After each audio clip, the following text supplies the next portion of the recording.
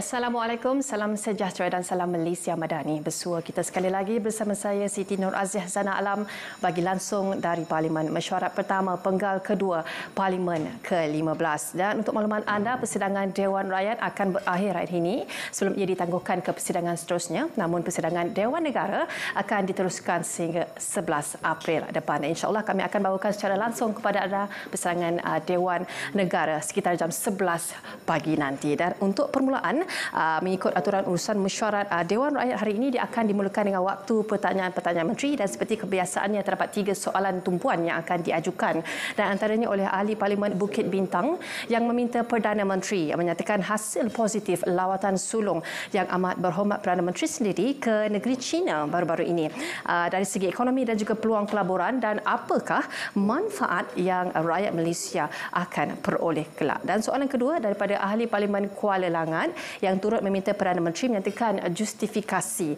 tindakan kerajaan menyahsenaraikan produk cecair dan gel nikotin yang digunakan dalam alat rokok elektronik daripada Akta Racun 1952. Dan juga soalan kedua yang akan ditanyakan adalah pertimbangan kerajaan tentang implikasi negatif penyahsenaraian produk cecair dan juga gel nikotin ini.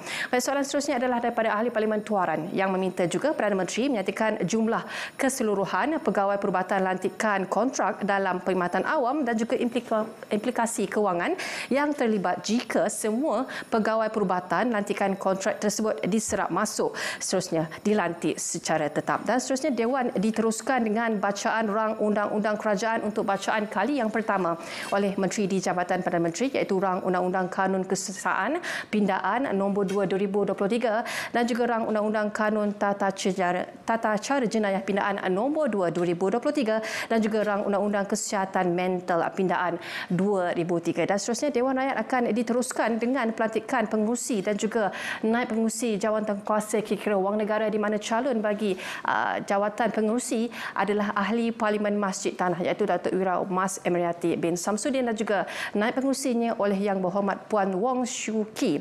Dan seterusnya Dewan akan teruskan dengan bacaan kali kedua rang undang-undang pengangkutan jalan pindaan 2022 oleh Menteri Pengangkutan dan juga bacaan kali kedua rang undang-undang pengangkutan awam darat pindaan 2023 juga oleh Menteri Pengangkutan dan seterusnya rang undang-undang lembaga pelesinan kenderaan perdagangan pindaan 2023 juga oleh Menteri Pengangkutan. Baik, selain di TV1 dan juga saluran berita RTM, anda juga boleh ikuti kami di rtmparlimen.rtm.gov.my juga menerusi muat turun mudah aplikasi RTM Klik ke telefon pintar anda melalui Huawei App Store, Play Store dan juga Huawei App sekali. Dan sebelum kita ke Dewan Rakyat, jom kita lihat sedikit mengenai imbasan yang telah berlaku di Dewan Rakyat semalam. Di mana Dewan Rakyat semalam meluluskan rang undang-undang RUU Kewangan 2023 melalui undian suara dan juga Timbalan Menteri Kewangan Yang Berhormat Steven Sim Chee Kiong ketika membentang rang undang-undang itu untuk bacaan kali kedua bagi meminda Akta Cukai Pendapatan 1967 iaitu Akta Cukai Keuntungan Harta Tanah 1976 dan juga Akta Stem 1949 iaitu Akta Petroleum Cukai Pendapatan 1967 dan juga Akta Kewangan bagi tahun 2018. Dan beliau berkata rang undang-undang berkenaan dicadang bagi menguatkuasa langkah cukai yang diumum pada Belanjawan 2023. Baik, sekian sahaja daripada saya untuk jam ini. Kita bawakan perhatian anda ke persidangan Dewan Rakyat. Baik, silakan. Assalamualaikum warahmatullahi wabarakatuh dan salam sejahtera. Kita mulakan waktu-waktu pertanyaan Menteri dengan menjemput Tuan Fung Kui Lun Bukit Bintang. Silakan. Terima kasih. Selamat pagi, Datuk Yang Ketua. Soalan saya nombor 1, Fung Kui Lun Bukit Bintang minta Perdana Menteri menyatakan hasil positif lawatan sulung Yang Amat Berhormat Perdana Menteri ke negara China baru-baru ini dari segi ekonomi dan peluang pelaburan dan apakah manfaat yang rakyat Malaysia beroleh kelak. Terima kasih. Silakan Menteri. Terima kasih. Bukit Bintang, alhamdulillah lawatan ke negara China mencatat kejayaan baik dan saya ambil kesempatan ini mengucapkan terima kasih kepada Presiden Xi Jinping, Perdana Menteri Li Qiang dan kerajaan China yang memberikan pengiktirafan sama ada memberi peluang ucap pertama di Forum Buau di Hainan dan juga program-program diatur di Beijing. Kita juga mengambil kesempatan umpamanya menandatangani 5 MOU di antara dua kerajaan disaksikan oleh Perdana Menteri Lee Chiang dan saya. Dan ini untuk meningkatkan kerjasama ekonomi perdagangan, import dan ekspor bahan pertanian, pendidikan, makanan aquakultur dan usaha untuk meningkatkan kegunaan kelapa sawit dan import kelapa sawit. Kita tumpukan umpamanya penilaian program Belt and Road Initiative termasuk Twin Countries Twin Park yang berpusat di Kuantan dan ECRL. Perkembangan baru ialah penambahan projek Automotive High-Tech Valley, Geely dan Proton yang bermula tahun ini, penambahannya di Tanjung Malim 1,000 ekar dengan permulaan 2 bilion ringgit dan akan mencecah 32 bilion ringgit. Syarikat petrokemikal terbesar di dunia, Rongsheng, telah bersetuju untuk menambah kegiatan di Malaysia dengan memusatkan proses pengilangan petrokemikal oil and gas di Pengerang dan mereka meletakkan projek itu sehingga 80 bilion ringgit.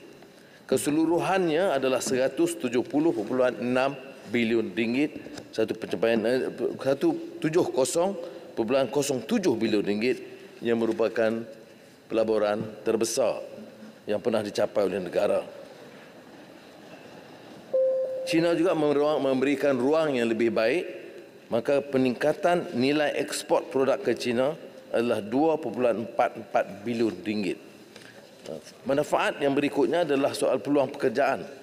Dan berbeza dari pengalaman lalu, kita telah menekankan dua perkara tambahan. Pertama, Geely, Rongsheng menetapkan bahawa semua peluang pekerjaan ditumpukan kepada masyarakat tempatan. Semua peluang perniagaan, susulan, sampingan dalam lingkaran projek mereka juga dikendali oleh syarikat tempatan. Mereka hanya minta sekarang dan kita setuju pada prinsip meluluskan profesional yang tidak ada keupayaan di dalam negara. Selain itu, kita telah mencadangkan dan dipersetujui supaya bermula dengan Geely yang merupakan investor terbesar sekarang untuk mengadakan latihan program khas bagi anak-anak tempatan, sama ada sebahagiannya di Malaysia, sebahagiannya di pusat kegiatan perniagaan mereka, industri mereka di negara China. Jadi harus ada latihan khas bagi mereka. Geely juga bersetuju untuk memulakan tahun ini dan saya ingat tindakan susulannya akan diadakan bulan depan di mana pengusinya akan hadir untuk menetapkan Malaysia sebagai pusat Geely bagi rantau Asia Pasifik.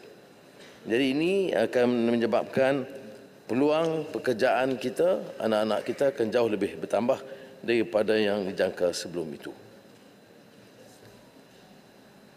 Baik, saya jemput Bukit Bintang. Terima kasih Datuk Yang di-Pertua Soalan Tambahan. Saya ingin ucap tahniah atas kejayaan lawatan rasmi yang amat berhormat Perdana Menteri ke negara China baru-baru ini. Memantangkan ia berjaya meriak komitmen ringgit Malaysia 170 bilion. Pelaporan China menerusi 19 MOU yang telah ditandatangani oleh kedua-dua pihak peniaga negara masing-masing.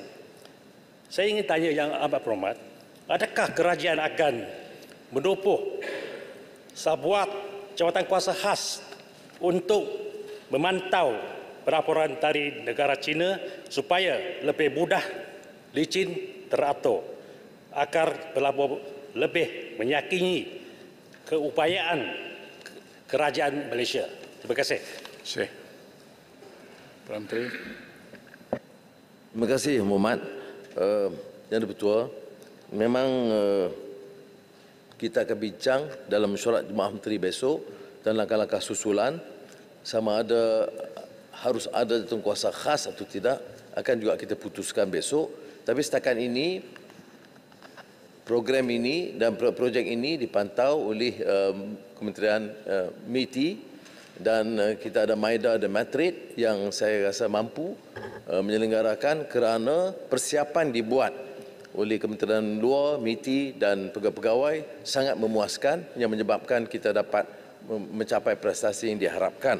Saya juga mengambil kesempatan ini menyebut bahawa dalam rangkaian lawatan itu kita beri tumpuan juga kepada kedudukan masyarakat Islam di Beijing dan di Hainan dan saya agak terkesan bila Perdana Menteri Lee Chiang memberikan jamuan makan malam itu dengan menghormati waktu iftar, menunggu sehingga waktu berbuka puasa untuk sama-sama iftar oleh Perdana Menteri China dan saya dan rombongan. Susulannya saya percaya akan dilakukan oleh jabatan-jabatan ini dan sekiranya perlu Jemaah Menteri akan putuskan esok. Terima kasih. Tuan Ketua, Silakan Wan Pasu. Wan Pasu. Tuan Yang Dipertua, pertama sekali saya nak ucapkan setinggi tahniah kepada Yang Amat Berhormat Tambun di atas hasil lawatan ke negara China baru-baru ini yang dianggap cukup berjaya mengikut banyak laporan media. Khususnya dalam sektor pelaburan yang bercecah sehingga 170 bilion ringgit, satu angka yang cukup besar. Soalan pertama saya adalah, Tuan Ketua, mohon Yang Amat Berhormat Tambun berikan perincian dari segi sektor-sektor yang terbabit, umpamanya sektor industri pembuatan dan perkhidmatan dalam MOU yang ditandatangani oleh pihak ahli-ahli perniagaan Malaysia dan China. Saya maklum tadi disebutkan oleh Yang Amat Berhormat Tambun 32 bilion jili untuk proton dan 80 bilion untuk industri chemical dan gas di Pengerang. Jadi baki ada lagi 58 bilion. Tuan Yang Pertua, ahli-ahli perniagaan Malaysia dari pengalaman kita lah memang seronok untuk menandatangani MOU di depan Perdana Menteri. Mohon Yang Amat Berhormat Tambun maklumkan apakah confidence level, keyakinan terhadap MOU yang berjumlah 19 semuanya yang akan diterjemahkan kepada pelaburan sebenar yang boleh direalisasikan. Saya juga membaca akhbar bahawa salah satu daripada sektor pelaburan yang akan dibawa ke sini ialah teknologi hijau dan ekonomi digital. Ada masalah untuk kami nak tanya PM macam ni. Okey, tak ada. Singkat. Okey, Cakap tu lagi lama. Kawan baru. Kawan itu lah. Sabar. Kedua, bilakah jangkaan pelaburan berkenaan akan dapat dilaksanakan dan berapakah jumlah peluang pekerjaan yang akan diwujudkan dari pelaburan ini? Terima kasih. Soalan cantik. Betul. Nak minta petua sikit dia petua boleh tak? Nak minta petua sikit boleh? Biar nak jawab lah. Biar nak jawab. Okey. Terima kasih. Terima kasih kepada Wan Pasu atas soalan itu. Dan sebenarnya bidang otomotif 3, bidang petrochemical 2, bidang glass products building technology 2, electrical and electronics 2, metal 1, transport equipment 1. Dalam bidang perkhidmatan, tumpuannya adalah data center, terutama selepas AWS memutuskan untuk beroperasi dari Malaysia, maka ada 4 syarikat international data center, telekomunikasi 2, keuangan 3, e-commerce 1 untuk membuka memanfaatkan free trade zone dan 1 dari segi penerbangan awam. Jadi 12 perkhidmatan, 11 manufacturing, 9 import dan 4 infrastruktur. Kita berbeza daripada MOU biasa. Perdana Menteri Lee Chiang dan saya memutuskan supaya tidak melayani MOU. Ada 9 cadangan lain yang tidak diterima kerana tidak ada perancangan khusus pelaksanaan mulai tahun ini atau selewat-lewatnya akhir tahun ini. Jadi yang diputuskan ini adalah syarikat-syarikat yang telah diputuskan kedua-duanya dipantau oleh kerajaan Malaysia di bawah MITI terutamanya dan oleh kerajaan China di bawah pengawasan Perdana Menteri Lee Chiang, iaitu syarikat-syarikat yang akan melaksanakan akhir tahun ini atau selewat-lewatnya tahun depan. Saya sebut tadi umpamanya 2 syarikat awal, Geely itu kalau saya akan hadir sendiri awal bulan depan dan ini disahkan oleh pihak Proton untuk melaksanakan acara program di Tanjung Malim selain yang sedia ada. Geely ini hanya mengembangkan daripada projek asal kepada EV dan lain-lain. Begitu juga dengan Rongshan yang telah mengadakan kunjungan bulan 2 minggu yang lalu kerana ini penetapan oleh kerajaan China. Perdana Menteri Lee Chiang sendiri menyebut kepada saya tentang Rongshan. Jadi oleh itu saya jangka pelaksanaan itu akan jauh lebih baik kerana kita tidak menandatangani MOU dengan syarikat yang hanya mengumumkan seperti yang pernah berlaku dulu. Tentang jangkaan pekerja yang disebut oleh syarikat ini ialah 35,000. Tapi saya tidak fikir pelaksanaan 35,000 itu akan berlaku serta-merta. Tapi peringkat awal yang diperlukan oleh Proton adalah 1,500 dan syarikat-syarikat lain belum menyebut tentang jumlah pekerjaan. Tapi bila digabungkan semua 35,000 orang pekerja. Sebab itu saya minta supaya syarikat ini pastikan pertama ambil anak-anak tempatan, keduanya menyediakan program latihan. Geely bersetuju untuk membawa 300 orang anak-anak tempatan ke negara China untuk latihan pengkhususan. Terima kasih. Terima kasih.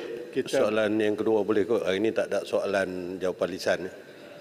Ni jangan-jangan ni today is last day of our school. Hari last sekolah. Boleh? Okey.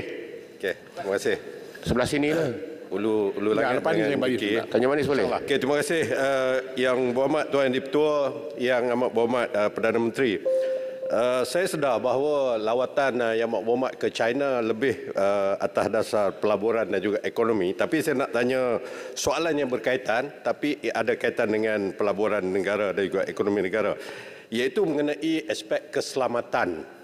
Adakah Yang Amat Berhormat dalam kesempatan kunjungan itu juga berbincang atau berbisik dengan pimpinan China mengenai keselamatan di rantau kita ini, terutamanya apabila kehadiran tentera laut China di Laut Cina Selatan yang akhir-akhir ini menjemput atau invite ke bimpangan beberapa negara besar termasuklah Australia, US dan UK, sehingga mereka membentuk satu pakatan baru atau fleet baru yang dinamakan AUKUS, Australia, UK dan US, dengan menyediakan nuclear powered submarine yang dikatakan kerana bimbang pengaruh China di rantau Indo-Pasifik ini.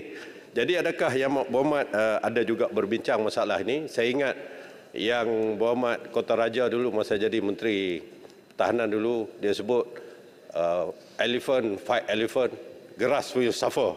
Kita ingat semua, kita takut ini kebimbangan atas pertahanan negara. Adakah Yang Berhormat berbincang aspek ini? Terima kasih banyak. Terima kasih Perdana Menteri. Terima kasih Krian. Itu Kota Baru, minta maaf. Di dua perkara. Pertamanya cadangan AUKUS yang dikatakan nuclear powered submarine. Perdana Menteri Australia menghubungi saya melalui telefon dan menghantar wakil khas untuk menjelaskan tentang kedudukan ini. Pendirian Malaysia dan ASEAN adalah tidak menyokong apa-apa usaha yang boleh meningkatkan ketegangan, terutama bidang ketenteraan. Malaysia dan ASEAN adalah zon yang bebas, yang tidak mahu perseteruan di antara kuasa besar menekat kita. Jadi sebab itu, bila diumumkan AUKUS, Malaysia menyatakan keresahan dan kebimbangan agar perkara ini tidak meledak sebagai suatu yang akan dianggap provokatif, yang akan menyebabkan negara China meningkatkan kegiatan mereka di rantau. Mengenai soalan yang kedua tentang kegiatan China, memang perkara ini diangkat kerana percanggahan, bukan kedua-dua pihak itu ada klaim bertindih di Laut Cina Selatan, terutama kebimbangan negara China kerana Petronas telah menjalankan satu kegiatan besar-besaran di satu kawasan yang juga ditutup oleh negara China. Perkara ini saya sebut sendiri kepada Perdana Menteri Lee Chiang dan juga Presiden Xi Jinping bahawa Malaysia menganggap ini kawasan daerah Malaysia, maka oleh demikian Petronas akan terus cari gali di kawasan itu. Walau bagaimanapun kalau negara China merasakan ini hak mereka, kita boleh buka untuk rundingan. Tetapi sementara itu, usaha kita untuk cari gali akan kita teruskan. Saya tidak mahu mengelak daripada meneruskan rundingan kerana ini pendirian ASEAN. ASEAN merasakan semua tuntutan bertindih harus diselesai secara rundingan. Tapi setakat ini Malaysia bertegas bahawa ini adalah di kawasan atau wilayah Malaysia. Tentang kehadiran kapal dan sebagainya itu diterangkan oleh negara China, itu di perairan antarabangsa. Tetapi pihak Kementerian Luar akan terus memantau dan sekiranya ada pelanggaran akan mengeluarkan bantahan. Silakan Berat. Last day. Sila. Terima kasih Dato' Yang Dipertua. Syabas kepada Yang Amat Berhormat dalam membawa pelaburan yang besar dari negeri China. Saya nak tanya soalan mengenai kebelakangan ini di mana banyak negara yang tidak ingin lagi menggunakan US dollar dalam transaksi dengan negara-negara lain. Maka dalam keadaan ini, adakah kerajaan ingin ke direksi yang sama, iaitu menggunakan yuan sebagai dalam transaksi-transaksi dengan Malaysia? Dan kedua, soalan adalah di mana bilakah Yang Amat Berhormat akan pergi ke negara India untuk membawa pelaburan sama seperti dari negeri China? Terima kasih. Silakan Menteri. Terima kasih. Di persidangan BAO di Hainan, saya keluarkan usul secara terbuka tentang Asian Monetary Fund supaya kita tidak hanya bergantung kepada dolar ataupun kepada IMF, tabung kewangan antarabangsa. Bila saya lontarkan itu, saya tertarik sebab bila ada pertemuan dengan Presiden Xi Jinping, dia terus sebut. Dia kata saya rujuk cadangan Anwar mengenai Asian Financial Monetary Fund dan dia akan sambut untuk membincangkan. Cadangan tentang tabung kewangan benar. Tak ada sebab mengapa negara seperti Malaysia terus bergantung kepada dolar. Umpamanya dalam rundingan kita Malaysia-Indonesia, kita gunakan dua-dua ringgit dan rupiah. Jadi dalam yang sama, kita sekarang teruskan perbincangan dan Bank Negara sekarang mempelopori ini supaya Malaysia boleh berunding dalam soal ekspor import dengan negara China guna ringgit dan renminbi. Tetapi yang lebih besar daripada itu adalah tentang tabung kewangan Asia. Dan ini peringkat awal pernah saya cadang dulu sebagai Menteri Kewangan, tapi perkara itu tidak dapat sambutan dari Asia kerana masa itu dianggap kekuatan dolar Amerika itu sangat kukuh. Tetapi sekarang dengan kekuatan ekonomi China, Jepun dan sebagainya, saya fikir harus dirunding sekurang-kurangnya memikirkan tabung kewangan Asia dan keduanya boleh menggunakan ringgit dan kewangan negeri masing-masing. Tentang lawatan ke India, Bangladesh, Sri Lanka, Nepal, saya kena bagi masa dulu lah ya. Terima kasih banyak. Baik, terima kasih. Saya jemput Datuk Dr. Ahmad Yunus bin Khairi, Kuala Langat. Assalamualaikum warahmatullahi taala wabarakatuh. Yang di-Pertua, Kuala Langat meminta Yang Amat Berhormat Perdana Menteri menyatakan justifikasi tindakan kerajaan menyenaraikan produk cecair dan gel nikotin yang digunakan dalam alat rokok elektronik daripada Akta Racun 1952, dan apakah pertimbangan kerajaan tentang implikasi negatif penyenaraian produk cecair dan gel nikotin ini? Terima kasih. Terima kasih, Menteri. Terima kasih, Kuala Langat. Pada pembentangan belanjawan 2023 pada 24 Februari yang lalu, saya umumkan tentang duty excise ke atas produk cecair yang mengandungi nikotin. Ya. Dan ini kerana vape ini digunakan secara meluas sekali, dan penggunaan vape itu walaupun saya pribadi dan Kementerian Kesihatan dan doktor-doktor tidak menggalakkan rokok atau vape, tetapi kerana ia terlalu meluas, dia dikenakan cukai. Cuma masalahnya ialah pelaksanaan, kerana rang undang-undang produk merokok demi kesihatan, rang undang-undang produk merokok yang diperkenalkan tahun ini itu mendapatkan banyak reaksi negatif daripada ahli parlimen. Bukan menolak, kita pada prinsipnya kita akan terus membentang rang undang-undang ini, tapi tidak boleh lakukan kerana pada peringkat awal Yang Berhormat kita setuju disekalikan, ya, tentang undang-undang ini dan juga tentang cukai vape.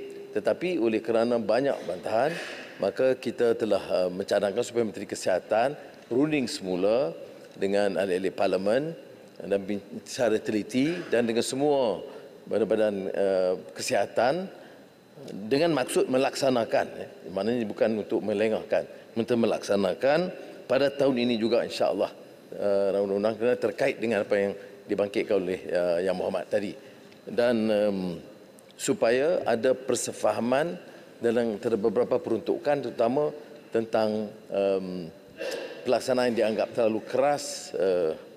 Tapi saya rasa wajar kita bagi ruang kepada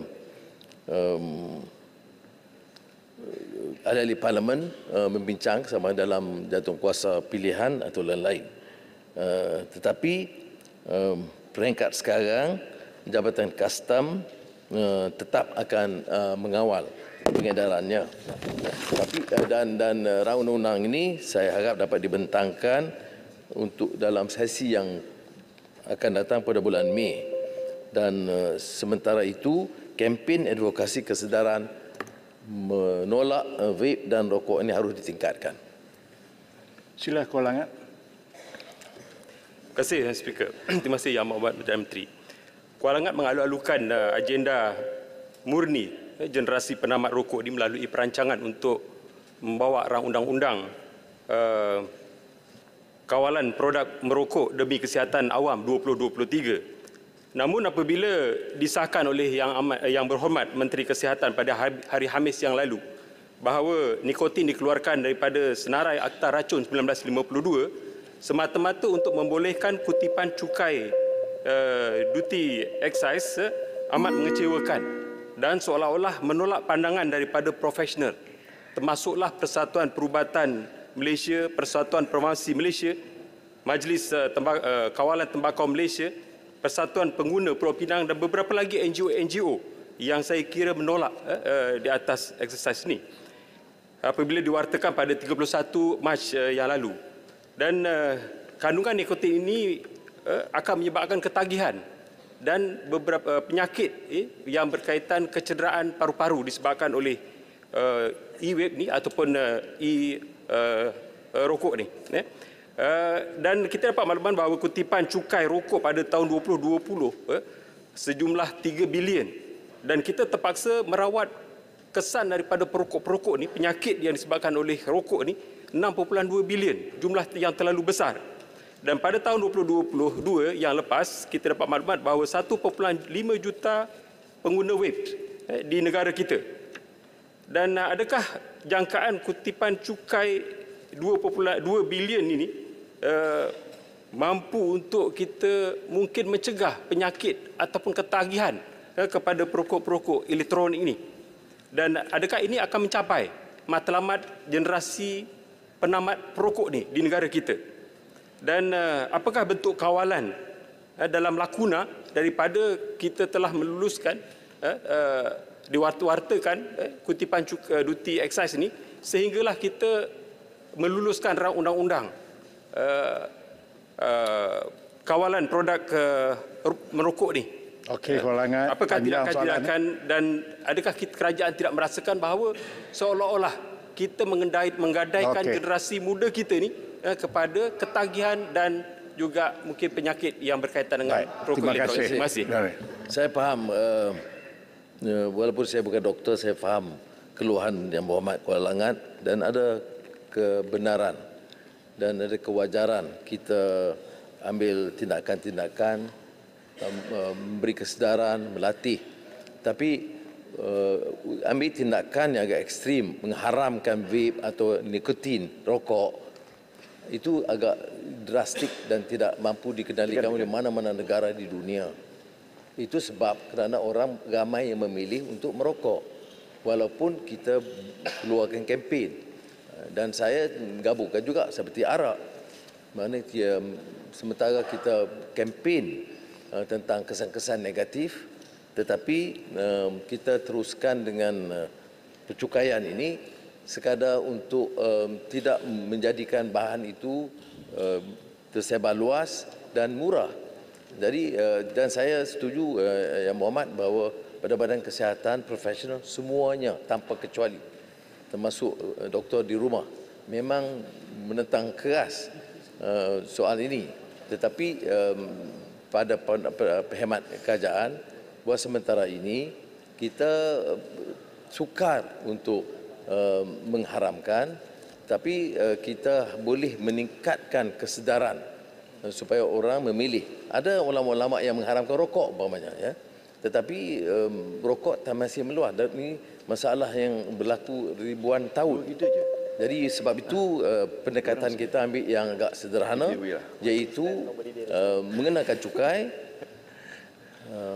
tetapi tegas untuk melarang di parlimen, di sekolah, maknanya sekatan-sekatan yang cukup meluas untuk mengelak daripada masyarakat, terutama yang muda, vape atau merokok. Dan itulah sebabnya kita ambil pendekatan yang agak sederhana sikit. Mana Kuching? Terima kasih Tuan Speaker, terima kasih Yang Berhormat Perdana Menteri atas jawapan tersebut. Dalam satu convention kardiologis paling terkemuka di seluruh dunia, ada satu soalan ditanya kepada mereka, berikan satu nasihat kepada semua untuk menjaga kesihatan jantung. Dan hampir 100% mereka berkata jangan merokok. Kita tahu ini satu isu yang sangat penting.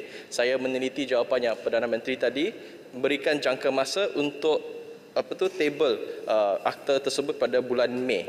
Saya berharap Perdana Menteri boleh memberikan satu lagi komitmen yang kuat supaya bulan Mei ni kita ada akta ini, kerana ia sangat penting. Kita tidak mahu sideline kepentingan public health, kesihatan awam, walaupun kita nak kutip cukai. Saya juga nak tambah soalan kedua, di mana dalam belanjawan yang dikemukakan oleh Perdana Menteri, Yang Berhormat berkata 50% daripada cukai akan dikembalikan kepada Kementerian Kesihatan. Boleh saya minta jika ia diperkembangkan, di mana 50% daripada semua sin tax, teks rokok, teks vape akan dikembalikan untuk rawatan pesakit-pesakit ini. Sekian, terima kasih.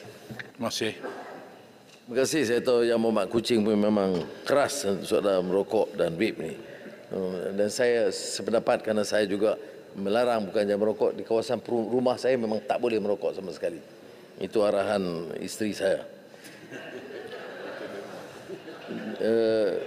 Tapi soal yang pertama ni, apakah kerajaan bertegas akan memperkenalkan undang-undang seperti mana yang disebut oleh Menteri Kesihatan tempoh hari? Saya jawab ya. Keputusan kita jelas akan memperkenalkan. Kelewatan itu saya mohon maaf kerana ramai ahli parlimen minta dikaji semula beberapa peruntukan, bukan menolak sama sekali. Keduanya tentang hasil 50% setakat ini yang diputuskan di kerajaan, apa-apa hasil dari cukai vape ini 50% akan dikembalikan ke Kementerian Kesihatan untuk membantu langkah-langkah pemulihan kesihatan. Tetapi nak panjangkan ke yang lain-lain itu kita akan timbangkan semula. Terima kasih. Baik, saya jemput Datuk Seri Panglima Madius Tangau Tuaran. Terima kasih Tuan Yang Pertua. Tuaran minta Yang Berhormat Perdana Menteri nyatakan jumlah keseluruhan pegawai perubatan lantikan kontrak dalam perkhidmatan awam dan implikasi keuangan yang terlibat jika semua pegawai perubatan lantikan kontrak diserap masuk dan seterusnya dilantik secara tetap. Terima kasih. Yang Pertua, ucap terima kasih kepada Tuaran. Pertama saya nak sebut penghargaan dan terima kasih saya kepada doktor-doktor kontrak yang memang hadapi masalah yang sekian lama dan telah tidak meneruskan dengan rancangan beberapa pihak yang mau mogok dan sebagainya kerana kita berikan perhatian. Saya beri contoh seperti mana saya sebut dalam Belanjawan 2023 peruntukan emolumen 19.7 bilion kepada Kementerian Kesihatan, iaitu peningkatan 3 bilion ringgit. Ya. Ini bukan jumlah kecil ketimbang tahun 2022. Daripada 3 bilion ringgit penambahan emolumen itu, termasuklah 1.2 bilion kenaikan gaji tahunan. Peruntukan tambahan untuk keperluan pegawai kontrak 600 juta dan pelantikan kejawatan tetap yang diserap daripada pegawai kontrak 1.1 bilion. Jadi untuk 2023 tambahan kerana doktor kontrak dan juga penyerapan menjadi pegawai tetap itu 1.7 bilion ringgit. Sebab itulah saya merayu sementara tuntutan itu menasabah bahawa mereka berkhidmat sekian lama, tapi perkara ini tertangguh sekian lama. Jadi untuk tahun ini kita selesaikan semua, kita tak mampu. Jadi apa yang dilakukan oleh kerajaan adalah untuk menambah 1.7 bilion ringgit daripada penambahan 3 bilion ringgit emolumen untuk 2023. Jadi kita jangkakan kalau ini dapat dilakukan dalam tempoh 3 tahun, maknanya kita dapat menyerap 12,800 orang doktor kontrak yang ada sekarang dalam tempoh 3 tahun, kerana tahun ini kita menyerap 4,300 sekaligus. Tahun ini sahaja 4,300 orang. Kerana jumlah keseluruhannya ialah 20,333 latihan kontrak. 12,800 housemanship. Jadi kita tak masuk dalam kategori ini. Jadi sebab itu saya harap dapat dimengerti tidak ada sama sekali niat kita untuk meremehkan kerana doktor-doktor kontrak ini berkhidmat dengan baik, berkorban masa, waktu, tenaga dan memang negara memerlukan. Cuma untuk tahun ini kita tambah 1.7 bilion dan dari tambahan 3 bilion ringgit ini bagi saya ini maksima yang kita dapat lakukan. Dan saya sekali lagi ucap terima kasih kepada mereka tentang kerana kesediaan mereka berkhidmat walaupun ada keresahan, tidak berpuas hati kerana tidak diserapkan semuanya sama sekali sekarang. Silakan Tuaran. Terima kasih Tuan Yang Pertua. Memang begitu mencabar untuk menyerap keseluruhan semua doktor-doktor kontrak ini. Apa yang saya ingin tahu ialah sebagai soalan tambahan ialah dari segi pemilihan. Kalau kita nak pilih untuk diserapkan, apakah kriteria-kriteria yang digunakan untuk memilih mereka kontrak doktor ini? Dan begitu juga dengan apabila dinaik pangkat pada JUSA, apakah kriteria dan apakah pihak kerajaan bercadang untuk memberitahu umum tentang kriteria itu? Soalan tambahan kedua ialah dari segi allowance on-call doctors. Saya difahamkan hanya RM9 sekarang berbanding dengan di Starbucks RM20 kalau overtime. Singapura RM60.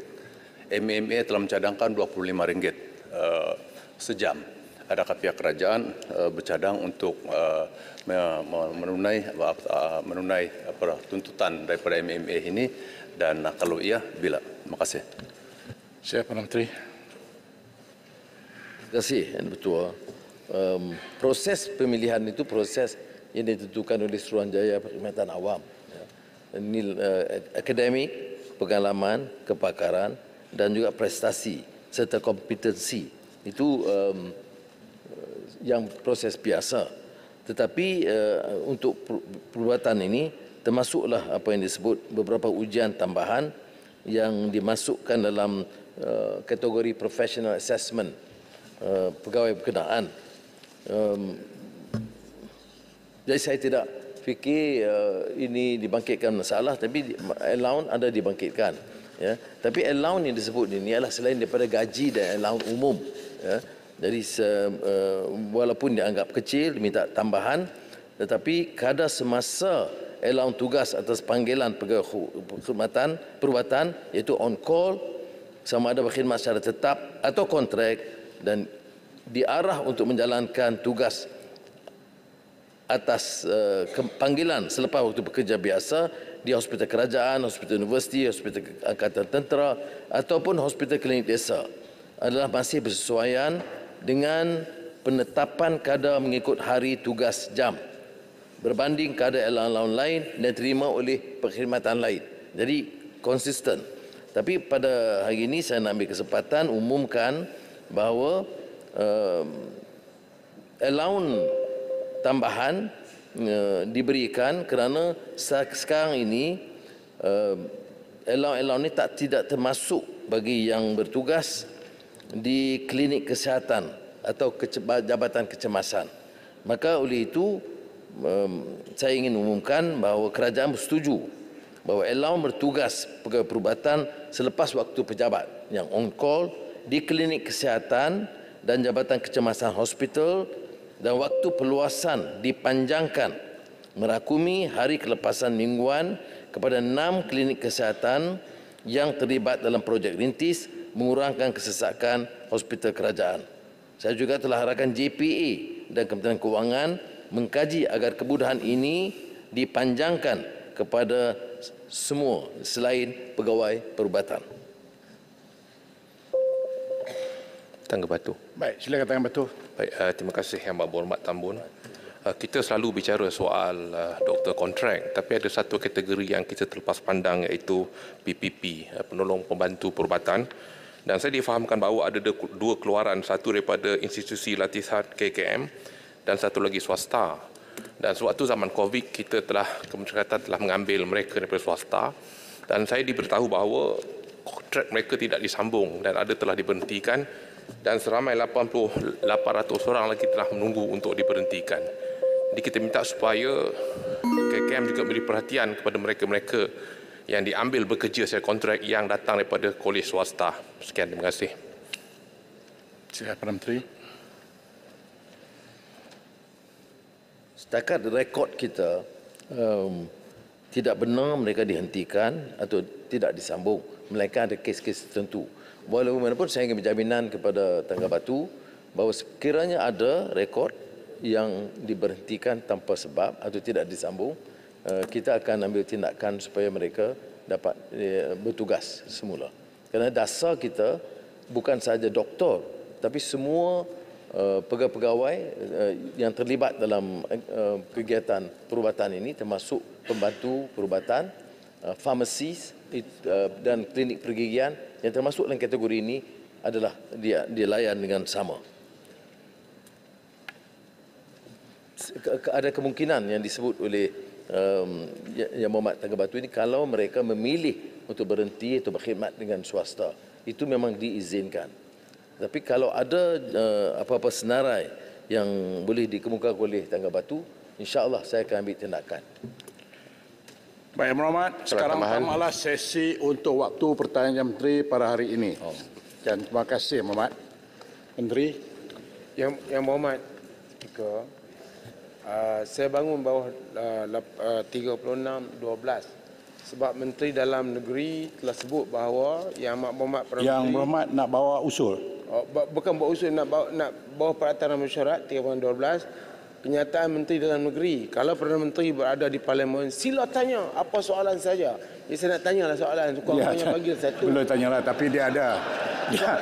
Dia ada peraturan dia bawa ni. Boleh tanya masalah di peraturan dia. Ini Menteri Dalam Negeri. Dia kata Perdana Menteri berada, sila tanya soalan Jadi, apa saja. Saya bagi tadi Pak Jadi Yang Berhormat tanya satu soalan saja. Yang Berhormat, ni bulan puasa kerajaan perpaduan, saya ada jumpa Yang Berhormat semalam. Saya jumpa Yang Berhormat di majlis buka puasa, dia gembira, saya gembira. Bakal Ketua Pembangkang. Ahli Parlimen. Ini bakal Ketua Pembangkang. Ahli Parlimen PH balik hari ini gembira sebab dapat peruntukan 800,000. Kami tak dapat apa Yang Berhormat.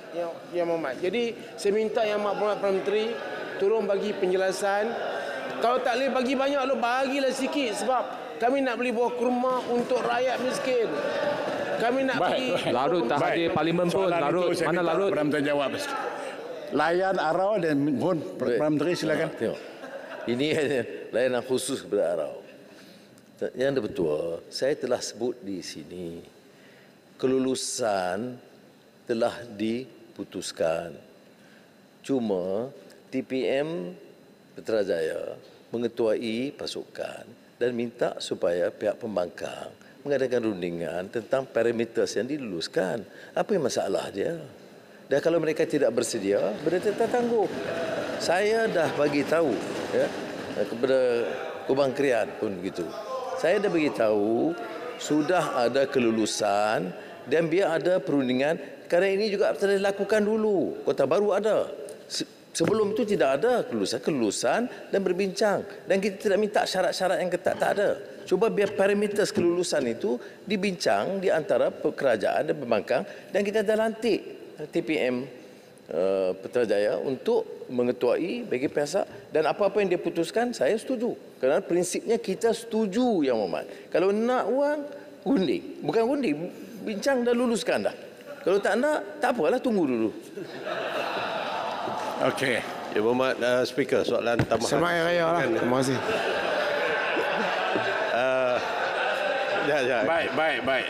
Saya bagi soalan tambahan sebab kita running short time. Betul. Saya dengar tadi soalan raya. Yang Berhormat Perdana Menteri menyebutkan bahawa rundingan perlu diadakan antara Ketua Whip Pembangkang dengan Ketua Whip Kerajaan. Adakah itu? Ini pertama kali disebut dalam Dewan ini. Kalau itu perkaranya, kalau itu mekanismenya, insya-Allah kita akan usahakan perkara ini. Baik. Adakah itu caranya? Yang Bertua, perkara ini dah disebut, ahli Parlimen lain pun dah dengar. Yang inilah yang saya sebut, yang saya tegaskan semula, inilah juga. Unding, kita dah ada wakil, kita dah ada wakil Ketua Bangkang, dah ada lah rundingan, habis.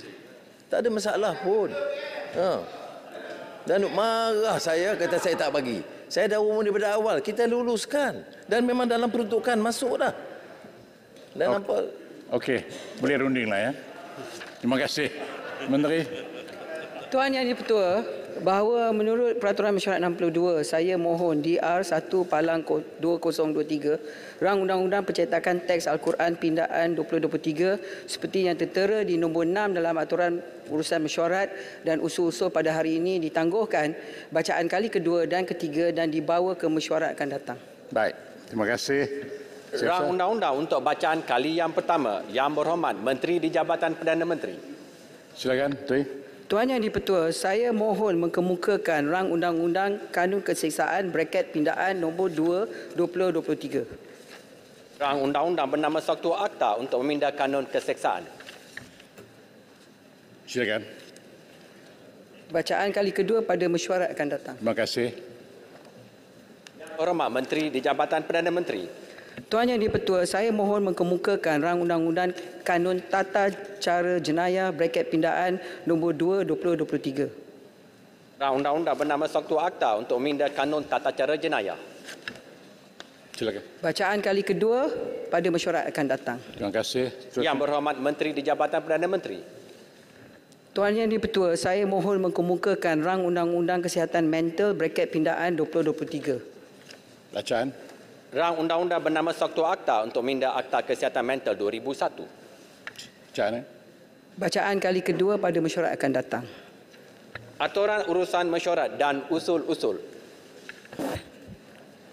Tuan Yang di-Pertua, mengikut peraturan mesyuarat 12.1, saya mohon mencadangkan bahawa mesyuarat pada hari ini tidak akan ditangguhkan pada jam 1 tengah hari dan akan bersidang secara terus sehingga selesai dibahas dan diputuskan usul Perdana Menteri di nombor 1, DR 9 Parang 2023 Rang Undang-Undang Pengangkutan Jalan Pindaan 2023, DR 10 Palang 2023 Rang Undang-Undang Pengangkutan Awam Darat Pindaan 2023 dan DR 11 Palang 2023 Rang Undang-Undang Lembaga Perlesenan Kenderaan Perdagangan Pindaan 2023 seperti di nombor 2 hingga 4 serta usul Menteri Kewangan di nombor 5 dalam aturan urusan mesyuarat dan usul-usul hari ini. Selepas itu Majlis Mesyuarat akan ditangguhkan ke suatu tarikh yang tidak ditetapkan. Ada yang menyokong? Tuan Yang di-Pertua, saya mohon menyokong. Baik, terima kasih. Yang berhormat, sekarang saya kemukakan masalah kepada majlis untuk diputuskan. Masalahnya, usul seperti yang bukan tadi hendaklah disetujukan. Ahli-ahli yang bersetuju kata setuju. Yang tidak kata tidak. Lebih suara bersetuju. Usul disetujukan. Yang Amat Berhormat, Perdana Menteri akan mencadangkan usul untuk memilih pengurusi dan naib pengurusi jawatankuasa kira-kira wang di bawah Peraturan Mesyuarat 72 dalam kurungan 2. Silakan Perdana Menteri.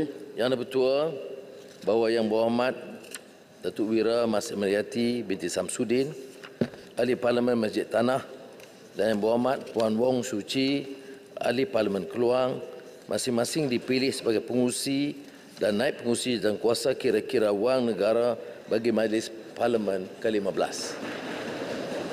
Baik, oleh kerana kedua-dua belah pihak telah pun bersetuju. Saya menyokong dulu. Oh, maaf. Terima kasih. Telah buat excited lah dengar Majlis Tanah jadi pengurusi.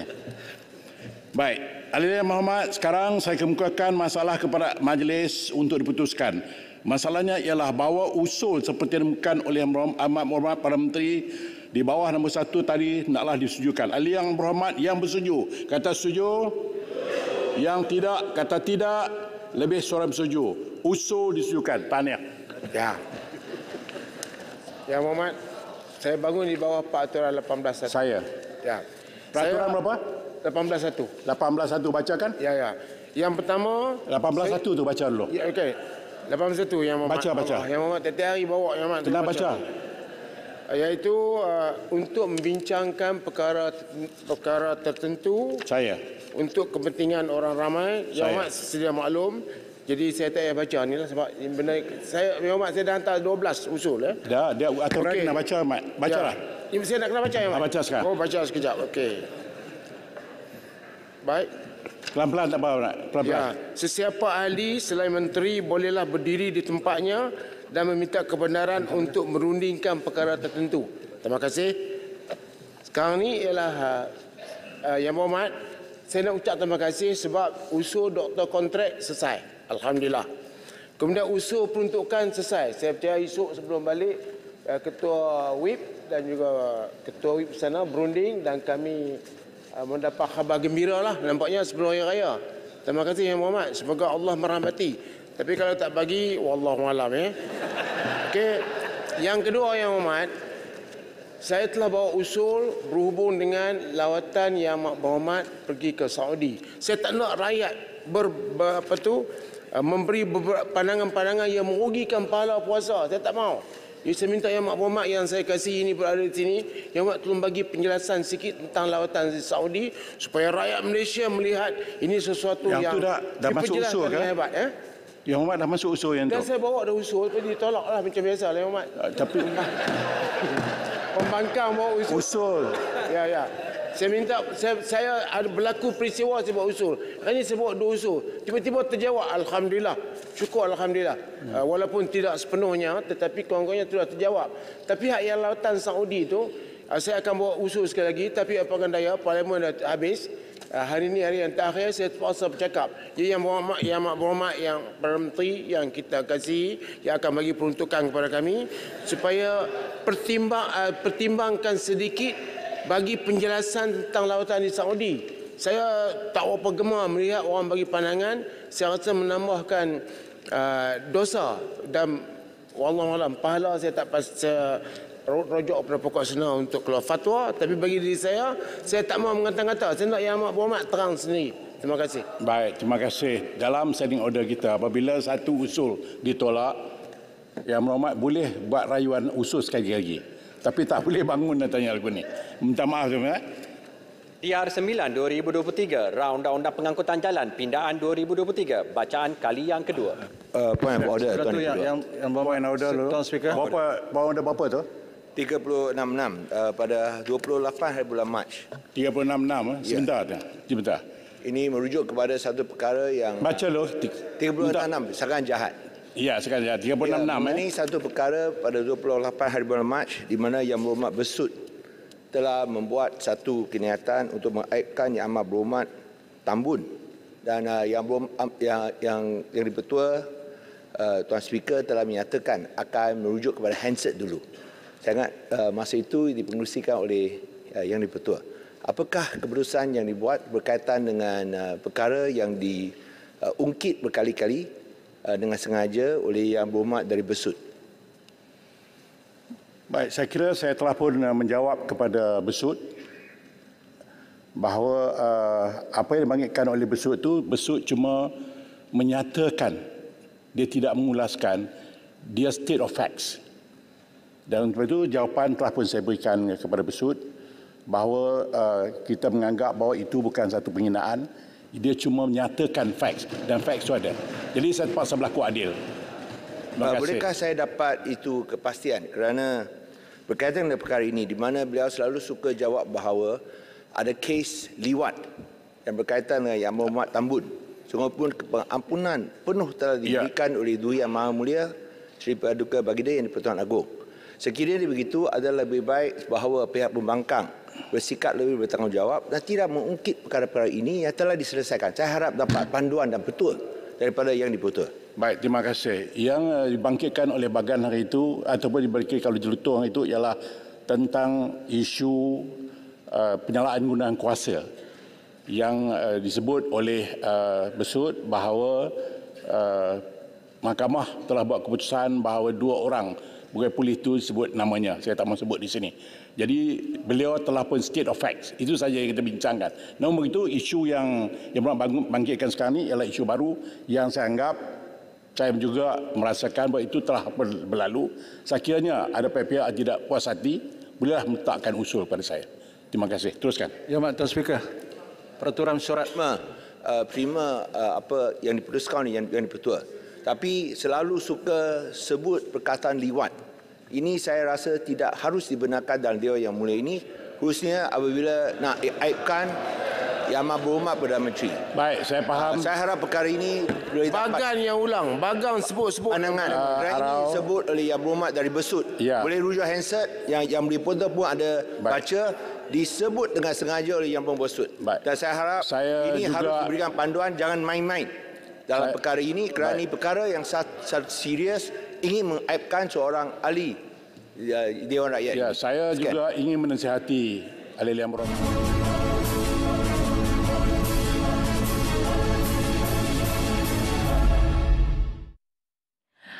Baik, bagi anda yang baru saja menyaksikan kami, selepas ini akan berlangsungnya sesi pembentangan beberapa usul dan antaranya bacaan kali yang kedua Rang Undang-Undang Pengangkutan Pindaan 2023 oleh Menteri Pengangkutan dan juga Rang Undang-Undang Pengangkutan Awam Darat Pindaan 2023 juga bacaan kali kedua. Dan sebelum ini, 3 soalan sudah pun dijawab antaranya oleh Ahli Parlimen Bukit Bintang kepada Yang Amat Berhormat Perdana Menteri Datuk Seri Anwar bin Ibrahim, di mana beliau mengatakan antara perkembangan baharu adalah penambahan penambahan projek otomotif High Tech Valley, G Valley dan juga Proton yang bermula tahun ini sempena lawatan Yang Amat Berhormat Perdana Menteri ke China. Dan selain itu, pertambahan projek tersebut akan dilakukan di Tanjung Malim iaitu sebanyak 1,000 ekar dengan permulaan sebanyak 2 bilion ringgit dan juga akan mencecah 32 bilion ringgit. Dan juga syarikat petrochemical terbesar di dunia, Rongsheng Petrochemical Co Limited telah bersetuju juga untuk menambah kegiatan di Malaysia dengan memusatkan proses petrochemical oil and gas di Pengerang. Dan projek tersebut diletakkan dengan nilai sehingga 80 bilion ringgit. Dan untuk makluman anda, ketika ini di Dewan Negara sedang berlangsungnya soalan yang diajukan oleh Senator Datin Ros Suryati binti Alang yang meminta timbalan Menteri Pembangunan Usahawan dan Koperasi menyatakan apakah bantuan dan atau dana yang disalurkan bagi membantu meningkatkan ekonomi wanita. Baik, kami bawakan perhatian anda pula ke persidangan Dewan Negara. Silakan.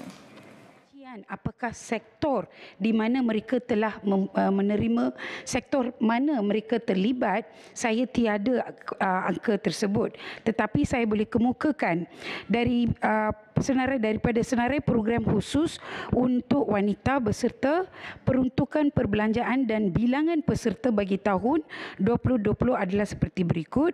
Program Tekun Nita. Minta maaf Tan Sri, minta maaf Yang Berhormat Menteri, saya tidak tanya berapa jumlah, tetapi usahawan yang telah berjaya dalam latihan yang telah diberikan. Beliau sudah beri alasan tadi, sebab soal menjawab menerusi data adalah jawapan spesifik.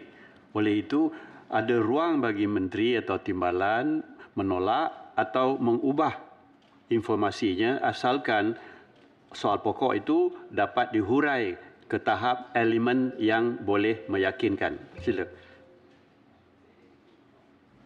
Kalau tak nak pecahannya boleh bagi dalam bertulis, tak ada masalah. Saya ada pecahan sebanyak mana yang saya dapat berikan, saya akan berikan Tan Sri Yang Dipertua.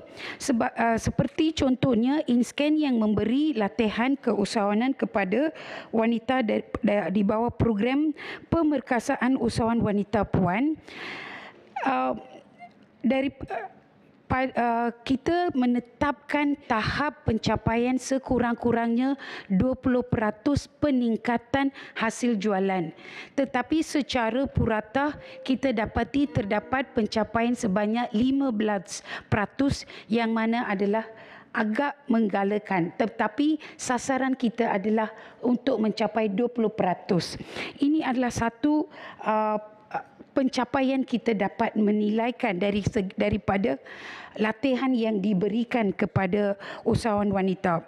Dari segi latihan yang diberikan oleh agensi-agensi yang lain, saya mempunyai angka sasaran yang mereka yang telah dapat manfaat. Dari segi kejayaan, ada juga usahawan yang daripada usahawan kecil menjadi usahawan minta maaf daripada mikro kepada kecil, daripada kecil ke tahap sederhana, yang mana angka perangkaan tersebut adalah di bawah DOSM dan yang di mana penilaian itu dibuat oleh DOSM. Dari segi apa? DOSM. Dari segi sekiranya Yang Berhormat mahu angka usahawan wanita yang telah mendapat manfaat daripada... Masa dah habis ni, jadi tolong ringkaskan. Okey. Saya hanya itu saja jawapan berkenaan dengan soalan tambahan. Soalan, silakan Rita. Terima kasih Tan Sri Yang Dipertua. Soalan saya nak tahu kecenderungan majoriti daripada pemohon wanita-wanita yang memohon bantuan daripada Puskop. Apakah bidang perniagaan yang dipohon oleh majoriti daripada mereka? Terima kasih. Tuan Tan Sri Yang Dipertua, kecenderungan kebanyakan wanita adalah kepada industri makanan dan minuman. Dan ada juga yang bercenderung untuk dalam bidang membuat pakaian dan sebagainya. sebanyaknya kepada ke arah TVET dan sebagainya, tetapi pada peringkat ini kecenderungan wanita adalah ke dalam industri pembuatan makanan dan minuman dan perusahaan asas tani. Baik. Datuk John Ambrose. Selamat pagi. Salam Madani, Tan Sri Yang Dipertua dan semua senator. Soalan saya nombor 5. Silakan. Terima kasih Tan Sri Yang Dipertua. Terima kasih kepada Yang Berhormat Datuk Senatu yang bertanya. Assalamualaikum dan salam sejahtera. Untuk makluman Yang Berhormat Senator serta ahli-ahli yang berhormat di dalam Dewan Yang Mulia ini, sebenarnya isu baja ini adalah di bawah kawal selia Kementerian Pertanian dan Keterjaminan Makanan. Sementara kami pula di sektor perdagangan dan juga komoditi adalah merupakan sebagai pengguna utama baja tersebut. Tetapi oleh kerana soalan ini ada juga hubung kaitnya dengan pekebun kecil sawit, maka saya akan jawab juga soalan ini secara umum ya, yang berhormat Tan Sri. Terdapat beberapa faktor yang telah dikenal pasti, iaitu mempengaruhi kenaikan harga baja, iaitu perubahan polisi dari negara pengeksport yang mengurangkan bekalan, kenaikan kos bahan mentah, peningkatan kos logistik dan kadar tukaran mata wang asing. Oleh itu, kerajaan menghadapi kesukaran untuk mengawal kenaikan harga baja disebabkan bahan mentah tersebut diimport dari luar negara, yang mana harga bahan mentah tersebut juga bergantung pada faktor pasaran global. Walaupun berlaku peningkatan harga baja, pihak industri terutamanya pekebun kecil tidak disuruhkan untuk mengurangkan penggunaan kadar baja kerana ia akan mengurangkan hasil sawit dalam jangka masa yang panjang. Kerana pengurangan penggunaan baja ini akan menyebabkan hasil sawit tidak akan mencapai pengeluaran yang optimum. Tan Sri Yang Dipertua, kementerian ini melalui Lembaga Sawit Malaysia ataupun MPOB telah pun mengkomersialkan formulasi baja sawit yang berkualiti seperti MPOB F1 dan MPOB F2 untuk kegunaan industri terutamanya pekebun kecil di seluruh negara. Oleh yang demikian, pekebun kecil adalah disarankan dan dinasihatkan supaya bersedia beralih kepada penggunaan baja sawit yang diformulasikan di peringkat tempatan dengan harga yang lebih rendah dan juga bagi mengurangkan kos import berladang. Sekian, terima kasih. Silakan. Soalan tambahan Tan Sri Yang Dipertua. Berapakah nilai import baja dalam tempoh 5 tahun yang lepas? Wah, spesifik itu. Bolehlah. Terima kasih Yang Berhormat Datuk atas soalan tambahan itu. Nilai ekspor baja yang pada tahun 2017 adalah sebanyak RM4.30 bilion dan pada 2021 adalah sebanyak RM5.25 bilion. Ini menunjukkan peningkatan sebanyak RM953 juta dalam tempoh tersebut ataupun bersamaan dengan 22%. Secara puratanya, nilai ekspor baja meningkat sebanyak 5.9% setahun. Terima kasih Tuan Dipertua. Soalan tambahan. Silakan. Terima kasih Tan Sri Yang Dipertua. Memang kita faham harga baja itu naik kerana kita mengimport daripada negeri China, US, Indonesia, Kanada dan juga Rusia.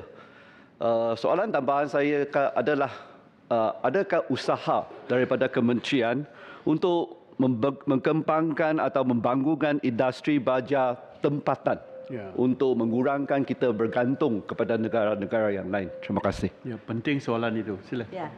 Terima kasih kepada Yang Berhormat bertanya. Sudah tentu kita akan menggalakkan kita punya mengembangkan lagi kita punya formulasi untuk baja tempatan ini supaya kita tidak bergantung kepada baja daripada luar, kerana ini lebih mudah dan juga harga pun rendah. Jadi itu sebabnya kita menggalakkan kepada pekebun-pekebun kecil kita menggunakan baja tempatan. Terima kasih Yang Berhormat dan juga Tan Sri Petua. Dah dijawab ke soalan tu tadi tu? Soalan saya, apakah usaha untuk mengembangkan baja tempatan itu? Okey. Yang Berhormat Senator Datuk Dominic menjuruskan soalan, adakah usaha mewujudkan industri baja kita sendiri lebih kurang? Ya, sebenarnya kita telah pun, sebenarnya sekarang ni melalui Lembaga Sawit Malaysia, kita telah pun mewujudkan baja iaitu formulasinya daripada F1 sehingga F1 sekarang ni.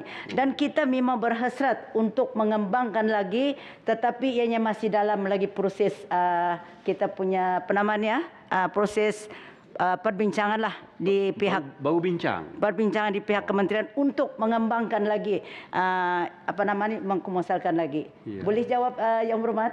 Ya. Boleh mencelah Tan Sri Petua. Ya. Sebab baja ni kita bahan mentah tu perlu diimport daripada negara-negara pengeluar seperti rock phosphate dan sebagainya. Bila diimport di sini secara pukal, di sini akan dimix ataupun akan ada kilang-kilang yang untuk mengusahakan baja, jadi dia bagi label baja tersebut. Jadi kecuali kita ada mengeluarkan bahan-bahan mentah tersebut untuk membuat baja sendiri, we still rely on import daripada negara-negara luar seperti Ukraine, Rock Island, phosphate dan sebagainya. Terima kasih. Nak jawab tu tak? Tak payah. Tidak. Beliau geleng kepala. Jadi kita ambil itu sebagai kenyataan. Tan Sri Petua, oleh kerana soalan daripada Yang Berhormat tadi itu sebenarnya ia lebih kepada ditujukan kepada Kementerian Pertanian lah, ya, sebab bukan kita yang kawal selia, kita pun sebagai pengguna. Terima kasih YB. Baiklah, kita beralih kepada soalan Datuk Kesavades. Salam sejahtera dan salam madani. Soalan saya nombor 6.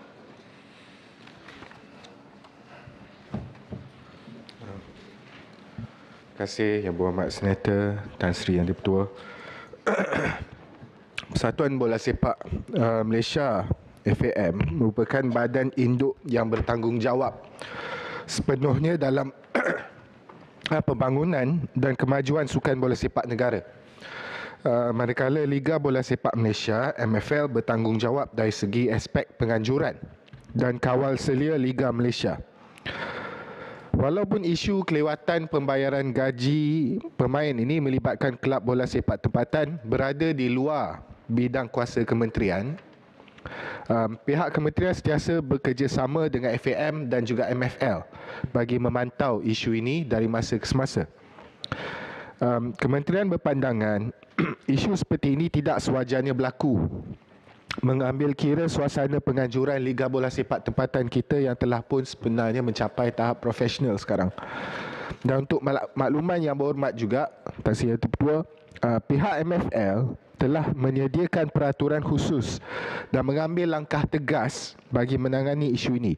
Kelab-kelab yang culas dalam aspek pembayaran gaji boleh dikenakan tindakan termasuk pemotongan mata dan penggantungan daripada bersaing dalam musim seterusnya. Dan beberapa kelab pernah pun dikenakan tindakan seperti ini oleh MFL.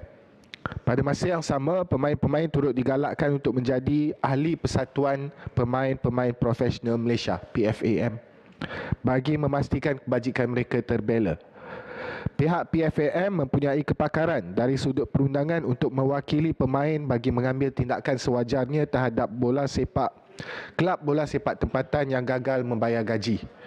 Kementerian ini sentiasa komited untuk mengadakan perbincangan dan mendapat maklum balas daripada pihak FAM dan juga MFL bagi memastikan tahap profesionalism Liga Bola Sepak Tempatan berada pada tahap tertinggi dan isu berhubung dengan kelewatan pembayaran gaji ini tidak lagi berulang. Sekian kasih Yang Berhormat. Soalan tambahan Tan Sri. Okay, terima kasih Timbalan Menteri.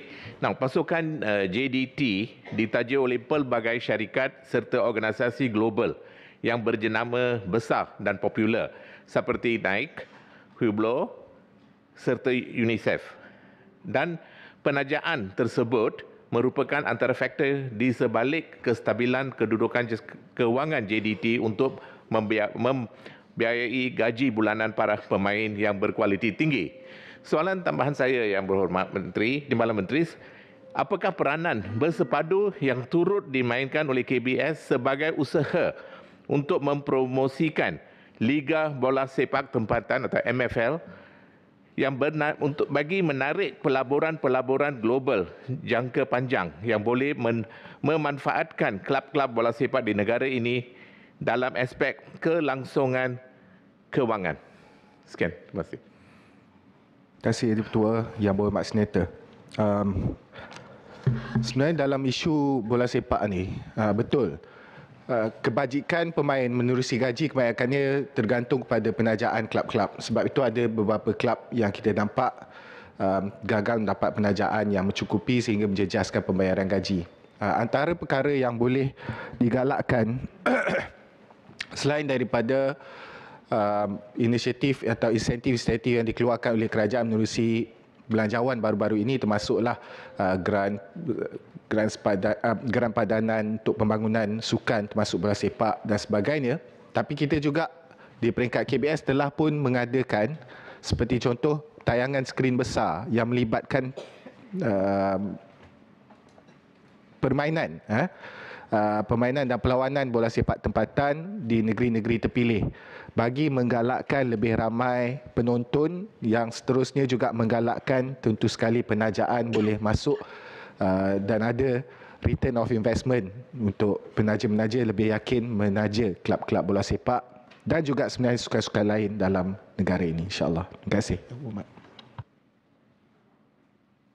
Baiklah. Yang Berhormat Senator Tuan Robert Lau, Hui Yu. Terima kasih Tan Sri Yang di-Pertua. Soalan saya nombor 7. Terima kasih Tuan Yang di-Pertua.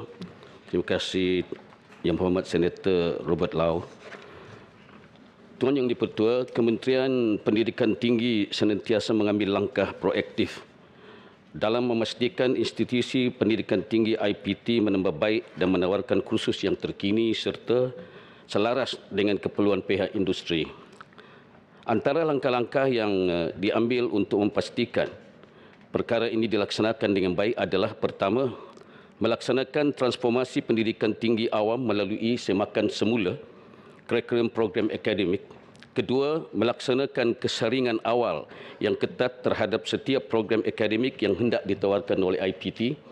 Ketiga, memperkenalkan kurikulum tersedia masa hadapan dengan izin Future Ready Curriculum FRC yang merangkumi 3 elemen utama, iaitu struktur kurikulum lentur dan organik, penyampaian transformasi PDP dan pentaksiran holistik. Keempat, memperkukuhkan inisiatif sedia ada seperti program pengajian 2 tahun di universiti, 2 tahun di industri, iaitu kombinasi pengajian dalam kampus dan pendedahan terus dalam industri. Kelima, membangunkan beberapa projek dengan izin for Industrial Revolution flagship bersifat multidisiplin khusus, iaitu projek Autonomous Vehicle dan projek I-Entertainment. Seiring dengan perkembangan semasa dan sebagai sokongan kepada pendidikan yang fleksibel, Agensi Kelayakan Malaysia MQA turut menyediakan ruang untuk IPT membuat perubahan kurikulum sehingga 30% secara dalaman tanpa perlu melalui penilaian semula oleh MQA. Ini bagi membolehkan sebarang perkembangan ilmu semasa yang selari dengan keperluan industri dan kebolehpasaran graduan dapat terus diaplikasi dalam kurikulum secara pantas dan terkini. Selain itu, MQA juga telah memperkenalkan kerangka penawaran program dengan menggabungkan 2 atau 3 bidang seperti meja dengan pengkhususan, dui meja, meja minor dan berbagai bidang hybrid dalam usaha menyokong elemen transdisciplinary dalam higher education dengan izin 4.0.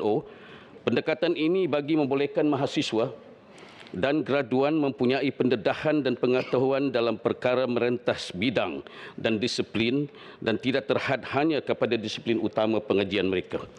Kementerian turut memberi fleksibiliti kepada institusi pendidikan tinggi swasta IPTS untuk membangunkan kurikulum baharu atau menambah baik kurikulum sedia ada mengikut kehendak pasaran bagi memastikan kualiti kursus pengajian dan kurikulum adalah mantap serta pengalaman pelajar dapat lebih diperkaya. IPTS juga menitik beratkan penglibatan pihak industri dalam membangunkan kurikulum kursus pengajian baharu dan menjajarkan semula kurikulum kursus pengajian sedia ada bagi memenuhi keperluan industri dan teknologi semasa. Selain itu, KPT kini sedang melakukan semakan terperinci ke atas segala dasar dan pendekatan pendidikan tinggi bagi memastikan polisi dan amalan sektor pendidikan tinggi negara adalah terkini, relevan dan bersesuaian dengan cabaran serta keperluan semasa. Terima kasih.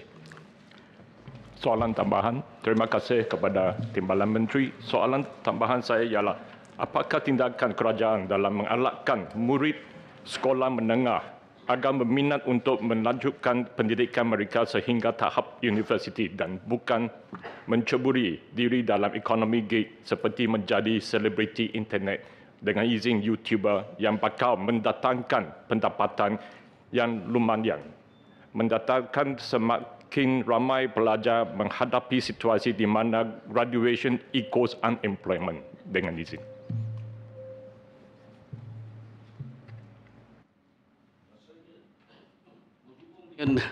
Apakah gelakan untuk sekolah menengah? Memang gelakan kita ialah kita memastikan berbagai bidang pengajian yang boleh kita tawarkan kepada pelajar-pelajar di peringkat sekolah menengah ini supaya mereka dapat menyesuaikan diri. Yang mana sesuai dengan mereka, mereka akan tentunya mengikuti kursus tersebut. Maka itulah kerajaan melalui KPT memberikan sedikit penambahbaikan kini kerana kita melihat kepada selepas pelajar sekolah menengah masuk ke universiti, mereka kadang-kadang terikut dengan keingin mereka. Tetapi dalam masa yang sama mereka berhadapan dengan masalah tidak boleh pasaran graduan ini. Maka itu Kementerian senantiasa mencari langkah ke arah bagaimana pelajar-pelajar selepas sekolah menengah boleh masuk ke universiti, termasuklah memperbagaikan bidang, kedua menggalak mereka untuk mengikuti kursus-kursus seperti TVET. Terima kasih. Silakan. Ya. Terima kasih Tan Sri Yang di-Pertua. Soalan tambahan kepada Yang Berhormat Timbalan Menteri, sejauh manakah autonomi yang lebih besar telah diberikan oleh kerajaan kepada universiti tempatan supaya pengurusan universiti dapat membuat perubahan yang tepat pada masanya ke atas kursus-kursus yang ditawarkan dengan mengambil kira sesi libat urus yang kerap dengan industri dan sektor swasta. Terima kasih. Terima kasih Yang Berhormat Senator. Berhubung dengan soal autonomi, rasanya dari awal kita membentuk universiti atau menubuhkan universiti ini, kita ada satu akta yang dinamakan AUKU, yang kita meletakkan beberapa bidang kuasa tertentu kepada terutamanya pengurusan takbir universiti, iaitu di antara seksyennya itu ialah di mana kebanyakan daripada kuasa dan autonomi kita serah pada pihak universiti itu dan pengurusannya serta senetnya untuk menentukan apa cara untuk mereka menguruskan universiti ini dalam menghadapi cabaran dan isu-isu semasa. Terima kasih. Datuk Noraini Idris. Terima kasih Tan Sri Yang di-Pertua. Assalamualaikum warahmatullahi taala wabarakatuh. Salam sejahtera. Soalan saya nombor 8. Sains. Terima kasih Tan Sri Yang di-Pertua. Terima kasih Senator. Tuan Yang di-Pertua, sebagaimana Tuan Yang di-Pertua sedia maklum, Dasar Bioteknologi Negara 2.0 DBN 2.0 telah dilancarkan pada 12 September 2022 oleh mantan Perdana Menteri di Kuala Lumpur.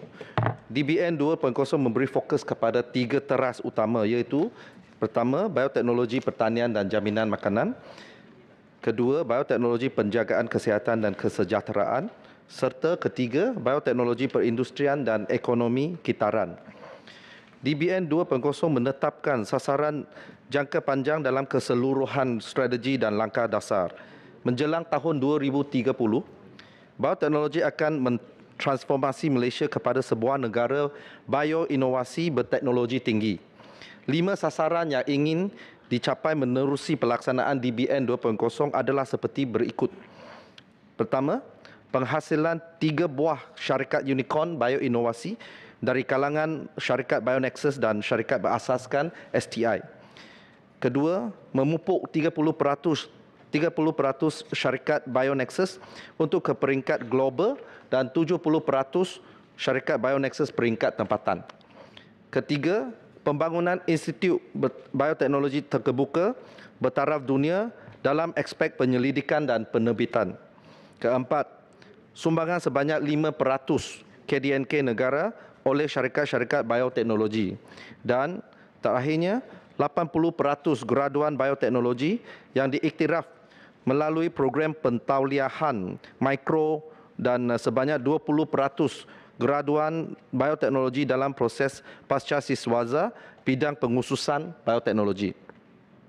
Sektor bioteknologi mempunyai potensi yang amat besar yang boleh diteroka dengan lebih jauh untuk manfaat ekonomi negara. Sektor ini memberi manfaat kepada semua golongan, termasuklah golongan petani desa di seluruh negara. Dua program perdana telah dicadangkan dalam DBN 2.0 di bawah bioteknologi pertanian dan jaminan makanan, iaitu pertama, sistem pengeluaran mampan untuk jaminan makanan telah menyenaraikan beberapa strategi seperti memanfaatkan teknologi platform molekul untuk menambah biak bakar tanaman, ternakan, spesies marin dan sebagainya. Kedua, membangunkan teknologi 4IR yang dipacu oleh biosains molekul untuk aquaculture luar pesisir dan mewujudkan penciptaan nilai untuk sisa pertanian dan perindustrian.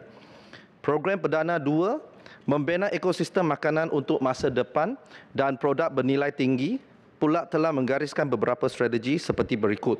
Yang pertama, makanan unggul tempatan, local superfood seperti bayam, ulam raja dan kunyit.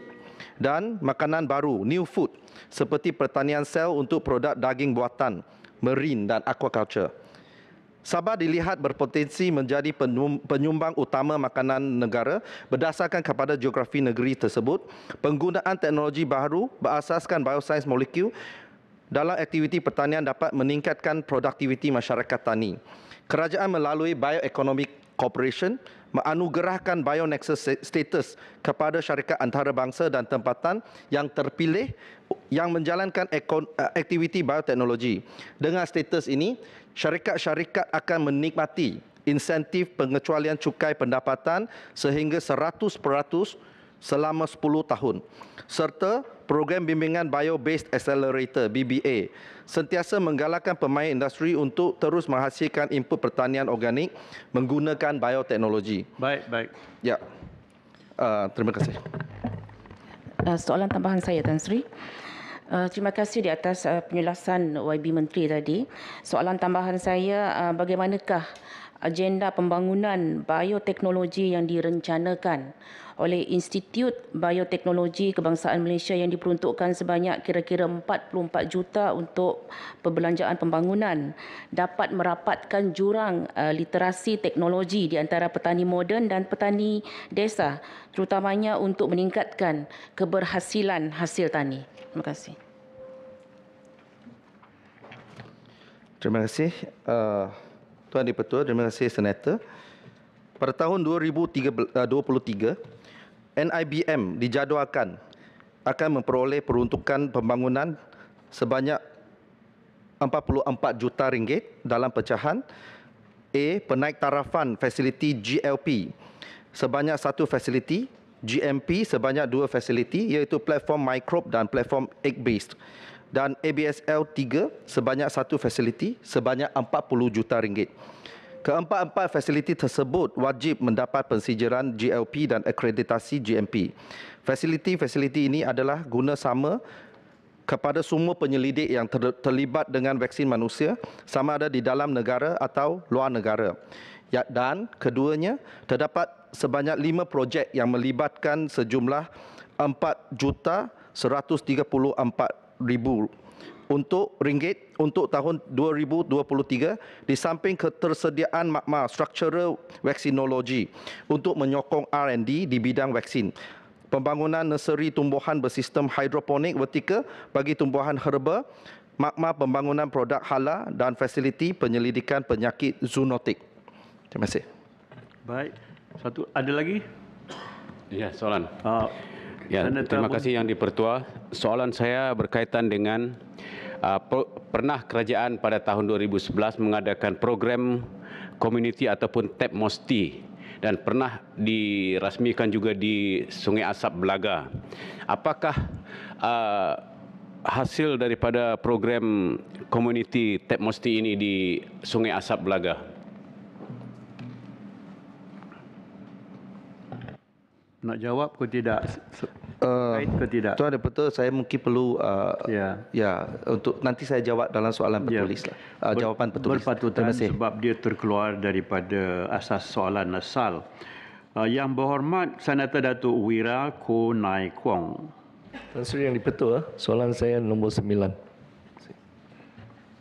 Terima kasih Tan Sri Yang di-Pertua. Terima kasih Yang Berhormat Senator.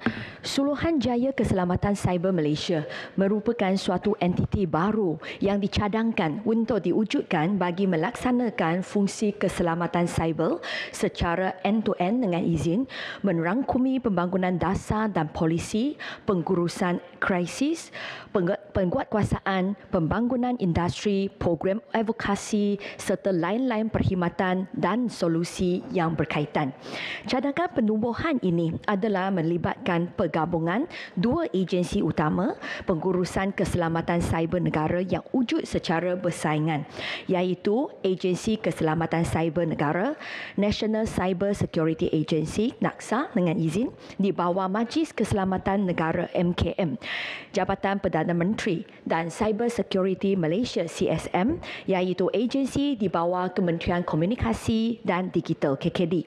Berdasarkan arahan 26 NKM, pengurusan keselamatan cyber negara NACSA merupakan agensi peneraju kebangsaan bagi keselamatan cyber yang bertanggungjawab dalam menetapkan polisi penyelarasan strategi keselamatan cyber peringkat kebangsaan dan melindungi infrastruktur maklumat kritikal negara, Critical National Infrastructure Information CNII dengan izin, bagi memastikan ekosistem cyber negara berada dalam keadaan kukuh, selamat dan bersedia menghadapi sebarang ancaman serangan cyber.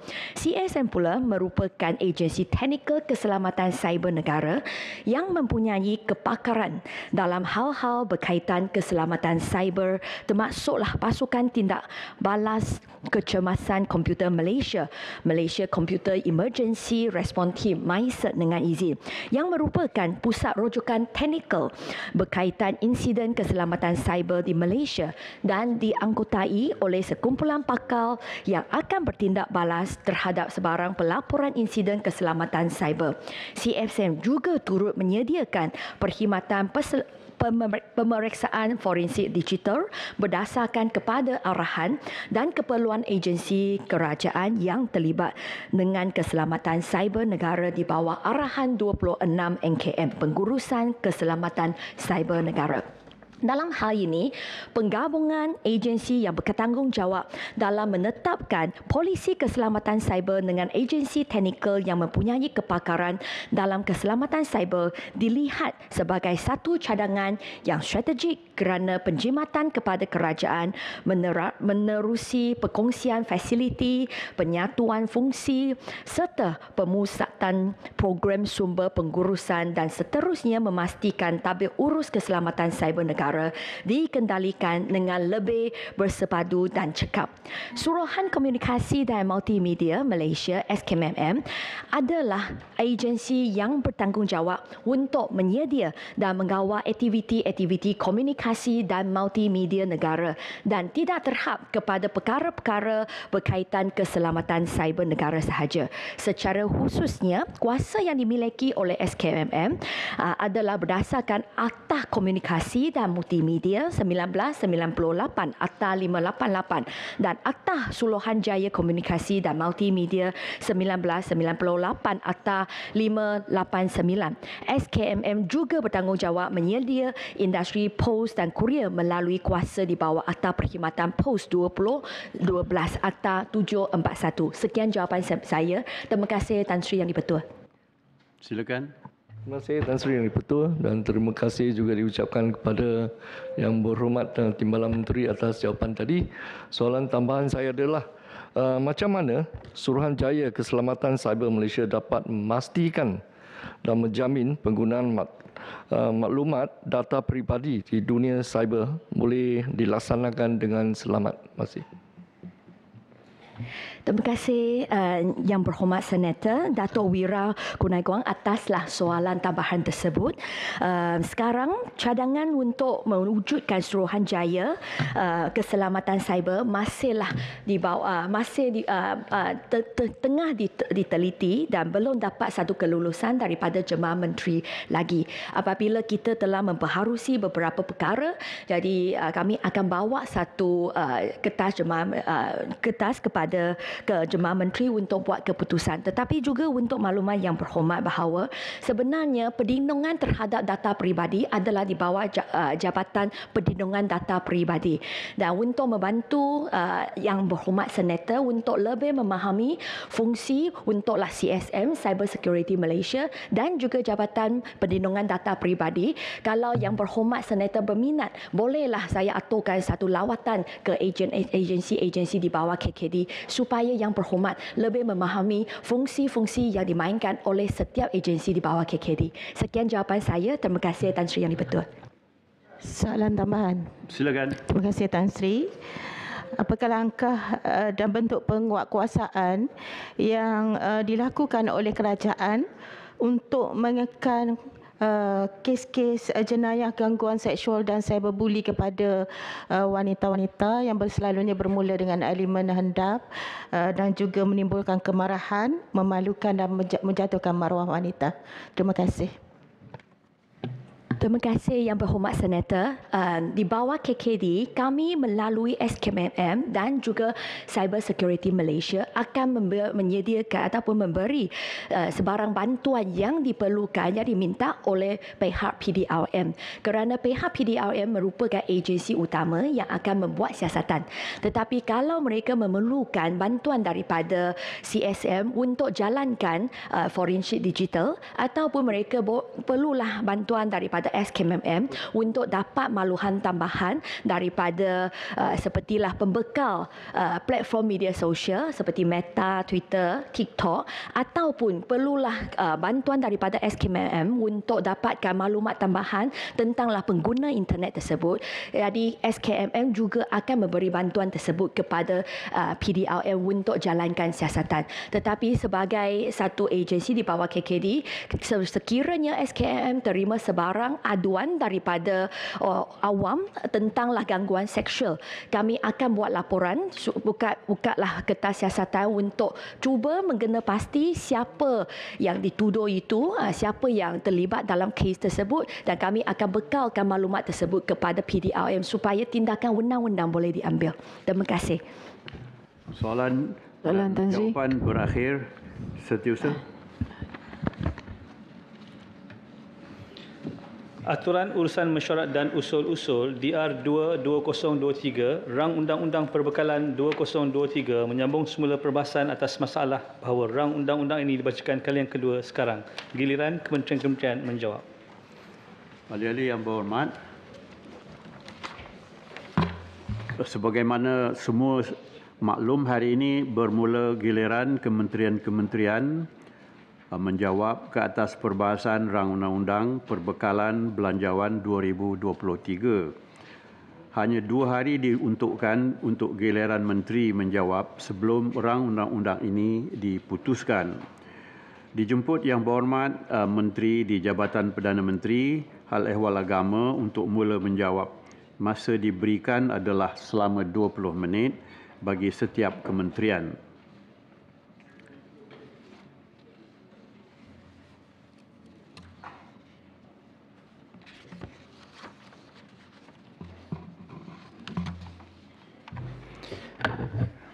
Bismillahirrahmanirrahim. Assalamualaikum warahmatullahi taala wabarakatuh dan salam Malaysia Madani. Terima kasih Tan Sri Speaker, Tan Sri Yang di-Pertua. Saya memulakan ucapan penggulungan perbahasan Belanjawan 2023 peringkat dasar ini dengan mengajak seluruh ahli yang berhormat sama-sama merenung firman Allah SWT dalam surah An-Nisa ayat yang ke-59. A'udzubillahi minasyaitonirrajim. Ya ayyuhallazina amanu atii'ullaha wa atii'ur rasul wa ulil amri minkum fa in tanaza'tum fi syai'in farudduhu ila Allahi war rasul in kuntum tu'minuna billahi wal yawmil akhir dzalika khairu wa ahsanu ta'wila.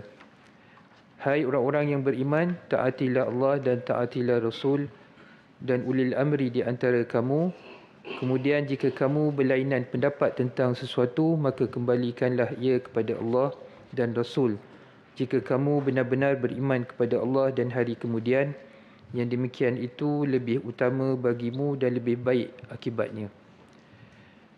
Saya ingin mengambil kesempatan ini untuk merakamkan ucapan penghargaan dan terima kasih di atas keprihatinan semua ahli yang berhormat Senator yang telah membahaskan isu-isu di bawah hal ehwal agama sepanjang tempoh perbahasan Belanjawan 2023 di Dewan Negara pada kali ini. Untuk makluman Dewan yang mulia ini, seramai 4 ahli yang berhormat Senator telah mengambil bahagian dan membahaskan pelbagai isu yang berkaitan dengan hal ehwal agama. Tuan Yang di-Pertua, saya mulakan dengan Yang Berhormat Senator Tuan Musaddaq bin Ahmad membangkitkan isu-isu seperti berikut. Yang pertama, bantuan one-off kepada sekolah agama rakyat. Yang kedua, sejauh manakah dasar tahfiz negara 2.0 dirangka bersama dengan Jabatan Agama Islam Negeri dan Persatuan-Persatuan Tahfiz. Yang ketiga, berapakah bilangan hufaz profesional yang telah berjaya dilahirkan? Dan yang keempat, apakah langkah kerajaan untuk memastikan 250,000 hufaz dapat direalisasikan? Untuk makluman Dewan Yang Mulia ini, kerajaan sentiasa mengambil berat hal ehwal sekolah agama rakyat di negara ini. Justru itu, pihak kerajaan telah memperuntukkan bantuan khas Kerajaan Persekutuan dalam bentuk selenggara dan naik taraf institusi pendidikan Islam bermula dari tahun 2017 sehingga 2022 melibatkan peruntukan berjumlah antara RM50 juta ringgit hingga RM140 juta ringgit. Manakala bagi tahun 2023, kerajaan sedang memperincikan bantuan untuk sekolah agama negeri, sekolah agama rakyat, tahfiz, pondok dan premis kafah yang bukan beroperasi di sekolah kebangsaan. Kerajaan melihat bahawa penglibatan Jabatan Agama Islam Negeri dan Persatuan-Persatuan Tahfiz adalah sangat penting dalam rangka dasar melibatkan pendidikan tahfiz di Malaysia.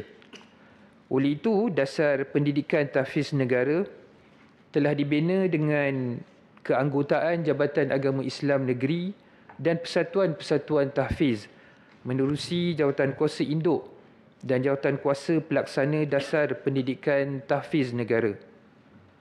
Selain pelibatan dalam merangka dasar, pelaksanaan bagi pelan tindakan dasar pendidikan tahfiz negara juga turut melibatkan Jabatan Agama Islam Negeri dan Persatuan-Persatuan Tahfiz.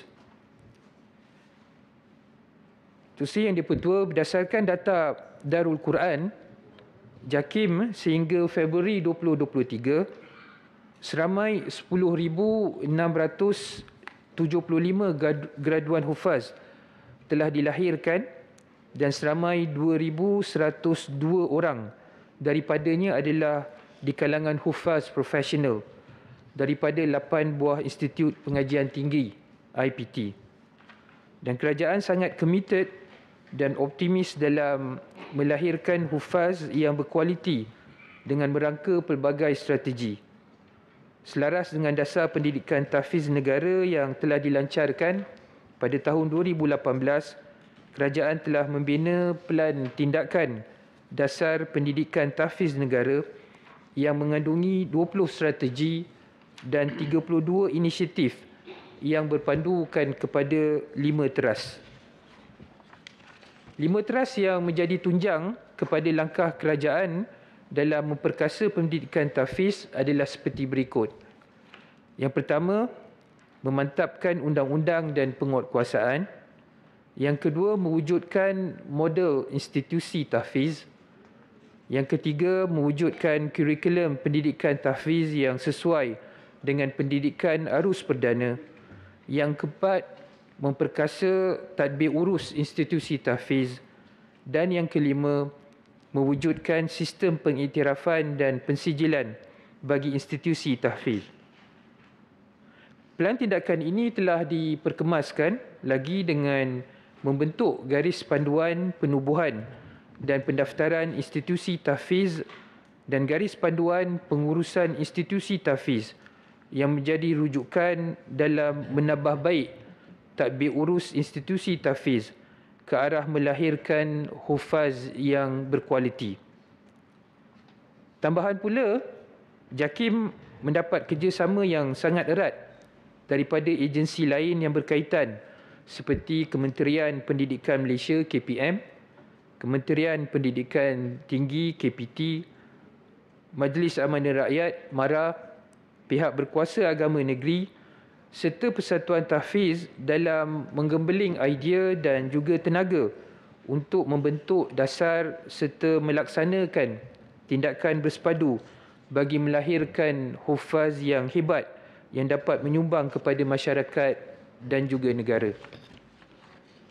Tuan Yang di-Pertua, Yang Berhormat Senator Profesor Datuk Seri Dr. Awang bin Sarian ingin tahu bagaimana institusi zakat dan wakaf dapat digerakkan menjadi salah satu sumber penting bagi pembangunan ekonomi umat Islam dan juga negara. Ketika ini peranan institusi zakat dan wakaf yang dimainkan oleh Majlis Agama Islam Negeri ataupun MAIN dan Agensi Mengurus Zakat AMZ telah berjaya membantu umat Islam terutama golongan asnaf. Statistik menunjukkan bilangan pembayar zakat dan pewakaf telah meningkat saban tahun dan ini seterusnya menyumbang kepada peningkatan jumlah kutipan zakat dan juga wakaf. Pusat Pungutan Zakat Majlis Agama Islam Wilayah Persekutuan misalnya telah berjaya mengutip zakat berjumlah 930 juta ringgit dengan jumlah pembayar zakat hampir 1.8 juta orang, peningkatan sebanyak 17% pada tahun 2022 berbanding tahun sebelumnya. Manakala jumlah kutipan wang tunai, kutipan wakaf tunai oleh MAIN dan Yayasan Wakaf Malaysia bagi tempoh 2020 hingga 2022 mencecah sebanyak 263 juta ringgit. Justru kerajaan melihat institusi zakat dan wakaf mampu menjadi penggerak kepada pembangunan ekonomi umat Islam menerusi yang pertama, program-program pemerkasaan asnaf seperti bantuan pendidikan dan latihan, bantuan modal perniagaan dan peralatan serta bantuan pengembangan perniagaan. Yang kedua, mempelbagai dan menawarkan produk wakaf yang produktif, wakaf pertanian, wakaf perkhidmatan, wakaf pendidikan dan sebagainya. Yang ketiga, menggalakkan kerjasama dengan pihak korporat dan pemain industri dalam penawaran produk wakaf terkini seperti Permodalan Nasional Berhad, PNB, CIMB Bank dan sebagainya. Yang keempat, memperbanyakkan program turun padang kepada asnaf dalam mengagihkan bantuan mahupun pihak-pihak yang memerlukan. Dan yang kelima, promosi yang hebat digerakkan bagi menimbulkan kesedaran kepada masyarakat terutama dalam menonjolkan manfaat zakat dan wakaf yang dibayar, yang seterusnya akan menggalakkan mereka memberi sumbangan untuk kesian kalinya. Tuan Yang Bertuah, Menteri Dr. Sri mohon penjelasan ya. Terima kasih dan terima kasih atas maklumat pertambahan jumlah kutipan zakat yang disebut tadi bertambah 17%. Soalan saya, adakah jumlah penerima zakat juga meningkat sesuai dengan jumlah kutipan yang meningkat? Dan adakah peningkatan 17% kutipan itu dari jumlah pemberi yang sama atau jumlah pemberi pun meningkat? Kaitannya ialah apabila masih ramai lagi asnaf, khususnya mereka yang mahu belajar, ya, contohnya keluar negara, tidak ada beasiswa, mereka masih lagi mengeluarkan permohonan permintaan